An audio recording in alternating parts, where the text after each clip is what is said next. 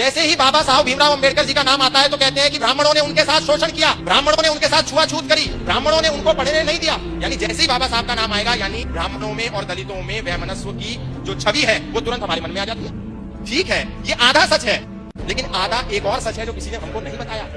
बाबा साहब भीमराव अंबेडकर दलित थे, लेकिन अंबेडकर टाइटल एक ब्राह्मण टाइटल है। ये टाइटल बाबा साहब भीमराव अंबेडकर को किसने दिया?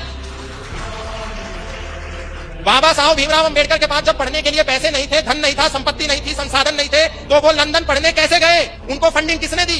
ये हमको किसी ने नहीं बताया। उनको फंडिंग दी पंडित आत्माराम अमृतसरी ने, वो भी एक ब्राह्मण थे। उनको फंडिंग दी सयाजीराव गायकवाड़ ने, वो एक क्षत्रिय थे।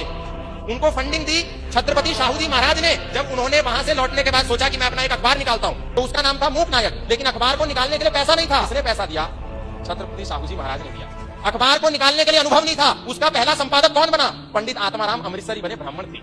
लेकिन हमें नहीं बताया गया भीमराव अंबेडकर जी को अंबेडकर टाइटल, ब्राह्मण का सरनेम किसने दिया? उनके ही एक टीचर ने दिया जो कि ब्राह्मण थे।